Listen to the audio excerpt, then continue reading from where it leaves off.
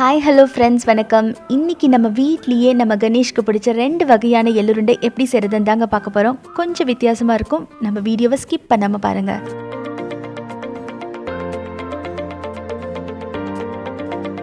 முதல்ல தேவையான பொருட்கள் பார்த்துடலாமா? இப்போது நான் எடுத்துருக்கிறது பார்த்திங்கன்னா 1 கப் அளவுக்கு வெள்ளை எள்ளு எடுத்திருக்கேன். அதே மெஷர்மெண்ட்டில் பொடி வெல்லம் எடுத்திருக்கேன். கொஞ்சமாக கீ எடுத்திருக்கேன். முந்திரி கொஞ்சமாக எடுத்திருக்கேன். கருப்பு எள்ளு 1 கப்பில் எடுத்திருக்கேன். அதே கப்பில் நான் ஒரு பொடி வெல்லம் எடுத்திருக்கேன். கீ கொஞ்சமாக ஆட் பண்ண போகிறேன். இவ்வளோ தாங்க தேவையான பொருட்கள். இப்போ ஒரு பவுலில் நம்ம எடுத்து வச்சுருக்க கருப்பு எள்ளை கழுவிடலாம். நல்லா ஒரு தடவைக்கு 2 தடவை நல்லா கழுவிடுங்க. இப்போ ஃபில்ட்ரு எடுத்து நல்லா ஃபில்ட்ரு பண்ணிவிடுங்க தண்ணியை. ஃபில்ட்ரு பண்ணதுக்கப்புறமா ஒரு காட்டன் கிளாத்தில் நல்லா காய விட்டுருங்க. இந்த மாதிரி நல்லா ஸ்ப்ரெட் பண்ணி காய விட்டுருங்க. ஓகேயா? இப்போது நம்ம ஒரு கடாயில் வெள்ளை எள்ளு எடுத்து நல்லா வறுத்து எடுத்துடலாம். கொஞ்சம் நல்லா வறுத்துருங்க. இப்போ வறுத்தோன்னே ஒரு பவுலில் ட்ரான்ஸ்ஃபர் பண்ணிவிட்டு ஆற விட்டுருங்க.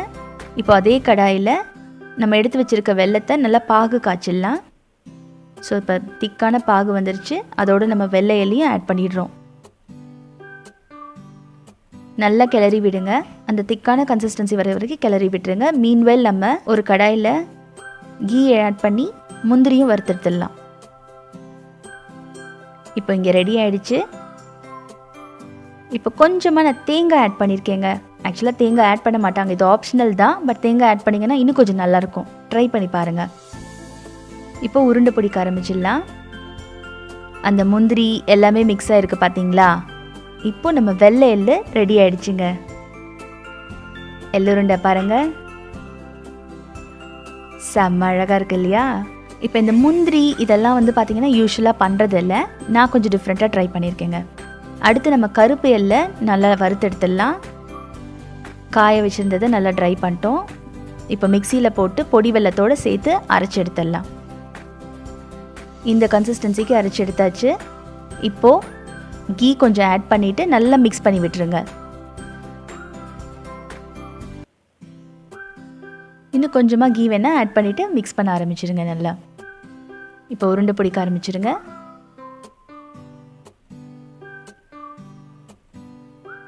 அவ்வளோதாங்க. இதே மாதிரி எல்லாமே உருண்டை பிடிச்சி வச்சுருங்க. நான் முந்திரி சின்ன டெக்கரேஷனுக்காக வச்சுருக்கேன்.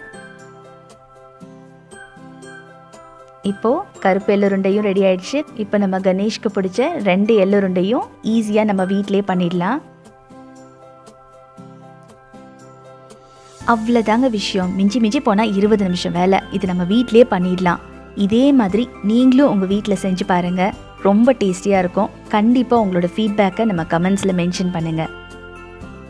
இதே போல் எளிமையாக ருசியான வித்தியாசமான சமையல் நம்ம அடுத்தடுத்து செய்ய போகிறோங்க. கண்டிப்பாக நம்ம சேனலை தொடர்ந்து கேளுங்க. ஃபஸ்ட் டைம் நம்ம சேனலை பார்க்குறவங்க மறக்காமல் சப்ஸ்கிரைப் பண்ணுங்கள். மீண்டும் வேறு ஒரு நல்ல ரெசிபியோடு சந்திக்கலாம். நன்றி, வணக்கம்.